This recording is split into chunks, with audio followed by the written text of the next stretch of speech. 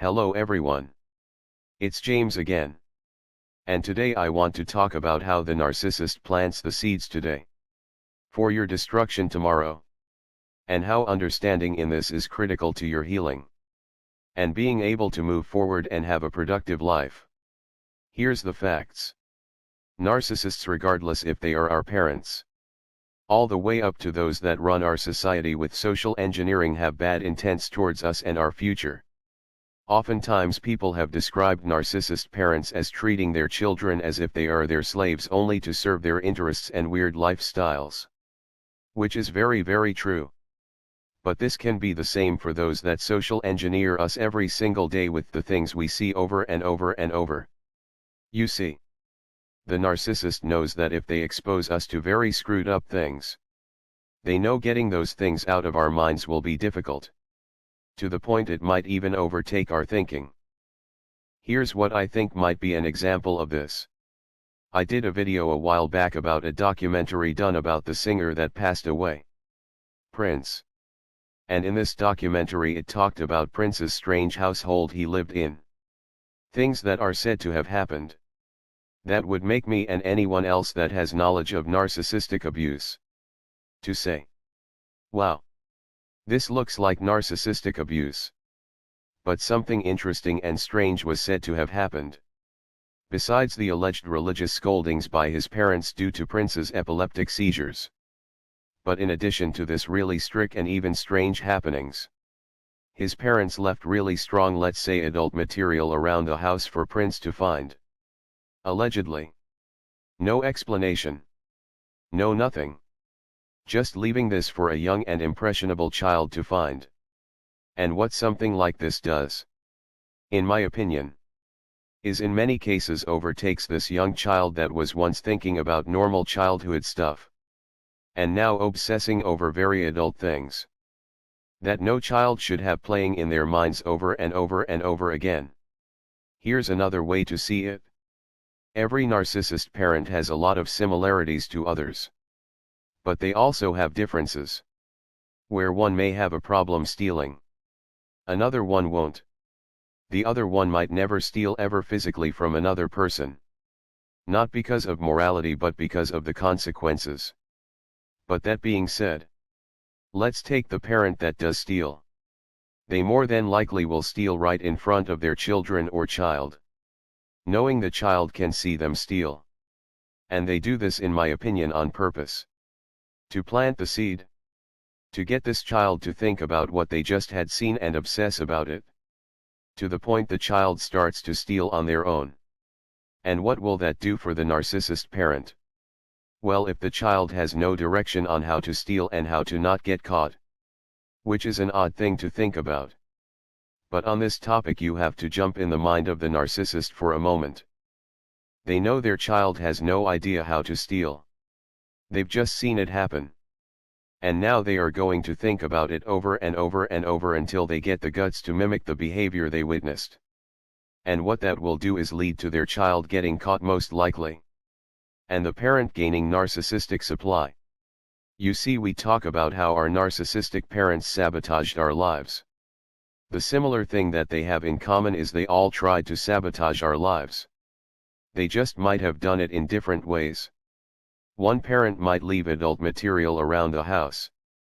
Or walking around the house without certain clothing items that they should be wearing. Or they might steal in front of their children.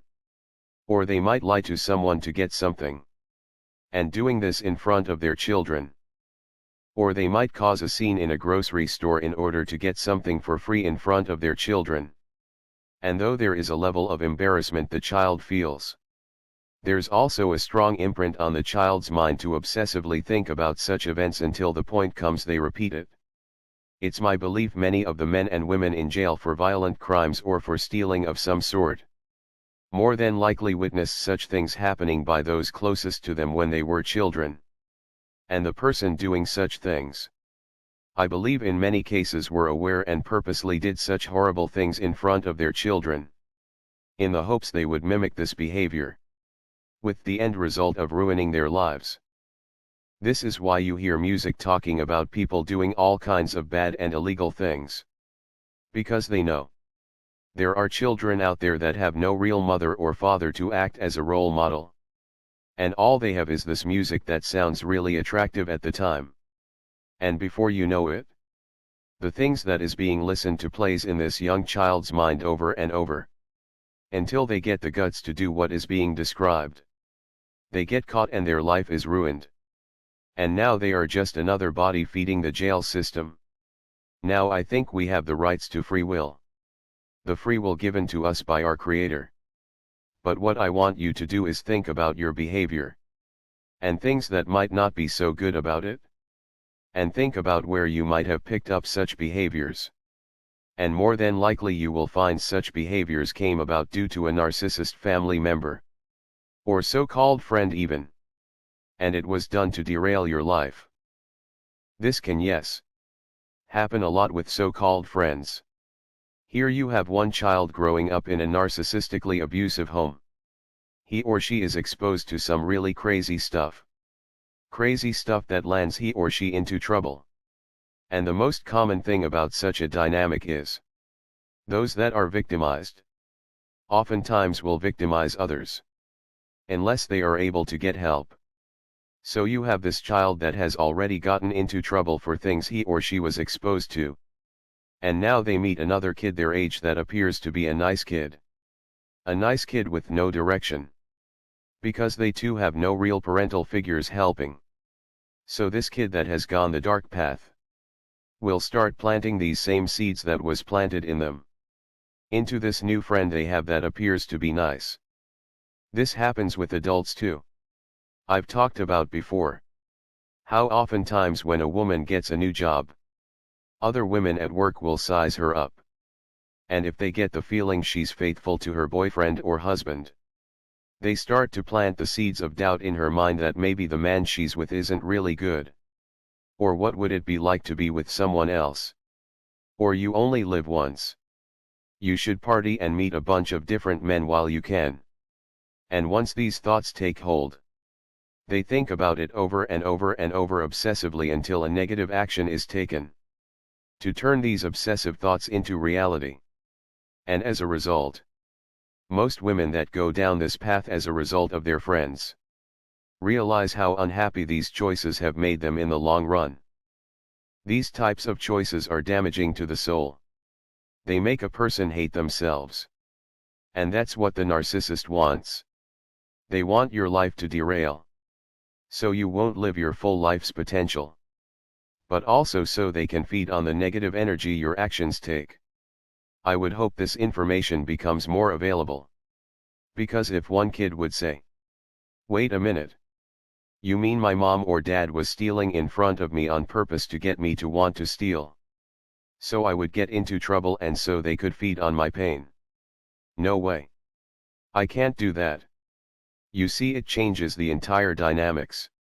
It makes it so this person can get in front of things before these thoughts become obsessions and then turning into bad actions. You know, there are good people.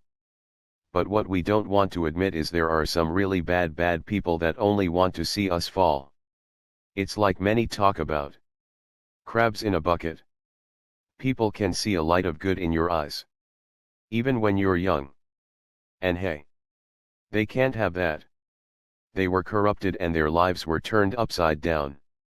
So darn it. They are going to do the same to you. You see, a great many people derive pleasure from screwing up others' lives and sending them down a dark path. Just look at the prison system. And look at this world. A great many people derive pleasure from others' pain. And all of these bad things that are going on were learned somewhere. And they were learned from a mother. Or father. Or a so-called friend. Or someone else. And these negative thoughts grow and grow. And then they become actions. So how does this help those that are healing from narcissistic abuse? Well, it gives you a reference point to realize and understand where these thoughts and actions originate from. And why they originated to begin with. These negative things were implanted in your mind. You see, parents that love their children try to implant positive things in their children. And they try to have open dialogue regarding negative things. So they can rein a young child in if they have been exposed to something negative. So this parent can give the benefit of their wisdom. Such as, you know, this friend really isn't your friend.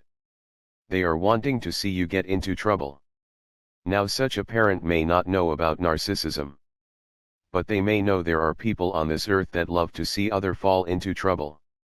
And it's their job as a parent to not only keep their children from such bad people, but how to recognize it. So when they get older, they have an easier time navigating life on their own. You know, one doctor asked me, "How much did you trust Susie before you realized what was going on?" And I told them, 100%. And they looked at me with a strange face and said, "You know, James, trusting someone 100%, even if they are a good person, isn't healthy. Because it shows you have no boundaries." They said, "Now let's say you are really in love with someone.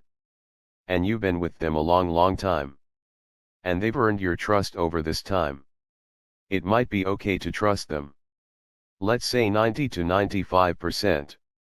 Because that 5 to 10% gap could save your life. It could save you from going down a bad road. It will allow you to recheck certain things and facts.